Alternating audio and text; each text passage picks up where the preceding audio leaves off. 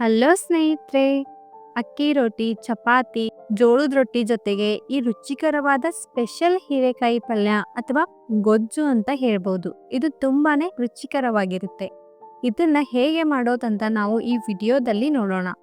ನೀವು ನಿಮ್ಮ ಮನೆಯಲ್ಲಿ ಒಂದ್ಸಾರಿ ಖಂಡಿತ ಟ್ರೈ ಮಾಡಿ. ಇದು ನಿಮಗೆ ತುಂಬಾನೇ ಇಷ್ಟ ಆಗುತ್ತೆ. ಇಲ್ಲಿ ನಾನು 2 ಹೀರೆಕಾಯಿ ತಗೊಂಡಿದ್ದೀನಿ. ಇದಕ್ಕೆ ಮೇಲ್ಗಡೆಯಿಂದ ಹೆರ್ಸ್ಬಿಡೋಣ. ಆಮೇಲೆ ಇದನ್ನ ಸಣ್ಣ ಸಣ್ಣ ಪೀಸ್ ಆಗಿ ಕಟ್ ಮಾಡ್ಕೋಬೇಕು. ಫಸ್ಟು ಒಂದು ಪ್ಯಾನ್ ಇಟ್ಟಿದ್ದೀನಿ ಗ್ಯಾಸ್ ಮೇಲೆ. ಇವಾಗ ಪ್ಯಾನಲ್ಲಿ ಎಣ್ಣೆ ಹಾಕೊಳ್ಳೋಣ. ಎಣ್ಣೆ ಬಿಸಿ ಆದಮೇಲೆ ಜೀರಿಗೆ, ಸಾಸಿವೆ ಹಾಕೊಳ್ಳೋಣ. ಇವಾಗ ಕರಿಬೇವು ಹಾಕೊಳ್ಳೋಣ. ಇಲ್ಲಿ ನಾನು ಹಸಿ ಮೆಣಸಿನ್ಕಾಯಿ ಹಾಕ್ತಾ ಇದ್ದೀನಿ. ನೀವು ಬೇಕಾದರೆ ಕೆಂಪು ಮೆಣಸಿನ್ಕಾಯಿ ಕೂಡ ಹಾಕ್ಬೋದು. ಇವಾಗ ಈರುಳ್ಳಿ ಹಾಕಿ ಚೆನ್ನಾಗಿ ಫ್ರೈ ಮಾಡಬೇಕು. ಇವಾಗ ಟೊಮೊಟೊ ಹಾಕಿ ಚೆನ್ನಾಗಿ ಫ್ರೈ ಮಾಡೋಣ. ಸ್ನೇಹಿತರೆ, ನೀವು ಬೇಕಾದರೆ ಪೇಸ್ಟ್ ಕೂಡ ಇದಕ್ಕೆ ಆ್ಯಡ್ ಮಾಡ್ಬೋದು. ನಾನಿಲ್ಲಿ ಟೊಮೊಟೊ ಕಟ್ ಮಾಡಿ ಹಾಕಿದ್ದೀನಿ. ಇವಾಗ ಇದಕ್ಕೆ ಕೊತ್ತಂಬರಿ ಹಾಕ್ತಾ ಇದ್ದೀನಿ. ಇವಾಗ ಕಟ್ ಮಾಡಿರೋಂಥ ಹೀರೆಕಾಯಿನ ಹಾಕೊಳ್ಳೋಣ. ಇದನ್ನ ಚೆನ್ನಾಗಿ ಮಿಕ್ಸ್ ಮಾಡಬೇಕು. ಈಗ ಬೆಳ್ಳುಳ್ಳಿ ಶುಂಠಿ ಪೇಸ್ಟ್ ಹಾಕ್ತಾ ಇದ್ದೀನಿ. ಇದನ್ನ ಮನೆಯಲ್ಲೇ ಮಾಡಿರೋದು. ಇದು ಗರಂ ಮಸಾಲ ಹಾಕ್ತಾ ಇದ್ದೀನಿ. ಕೆಂಪು ಮೆಣಸಿನ್ಕಾಯಿದು ಪೌಡರ್ ಹಾಕ್ತಾ ಇದ್ದೀನಿ.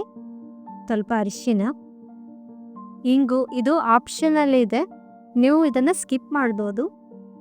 ಇವಾಗ ರುಚಿಗೆ ತಕ್ಕಷ್ಟು ಉಪ್ಪು. ಇದನ್ನ ಚೆನ್ನಾಗಿ ಫ್ರೈ ಮಾಡಿ.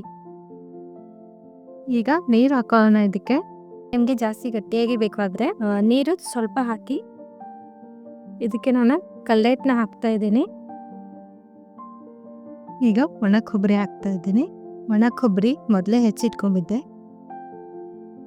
ಈಗ ಇದರ ಮೇಲ್ಗಡೆ ಮುಚ್ಚಿಬಿಡೋಣ. 10ರಿಂದ 15 ನಿಮಿಷ ಚೆನ್ನಾಗಿ ಕುದಿಸ್ಕೋಬೇಕು. 10ರಿಂದ 15 ನಿಮಿಷ ಆಗಿದೆ. ಇವಾಗ ಓಪನ್ ಮಾಡೋಣ. ಇವಾಗ ರುಚಿಯಾದ ಹೀರೆಕಾಯಿ ಪಲ್ಯ ರೆಡಿಯಾಗಿದೆ. ಇದು ತುಂಬಾನೇ ಸಿಂಪಲ್, ಬೇಗನೆ ಮಾಡ್ಬೋದು ಮತ್ತು ಎಲ್ರಿಗೂ ಇಷ್ಟ ಆಗುತ್ತೆ.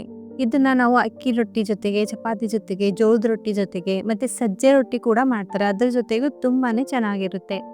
ಸ್ನೇಹಿತರೆ, ನಿಮಗೆ ಈ ರೆಸಿಪಿ ಹೇಗೆ ಅನಿಸ್ತು ಅಂತ ನಮಗೆ ಕಮೆಂಟ್ ಮಾಡಿ ತಿಳಿಸಿ.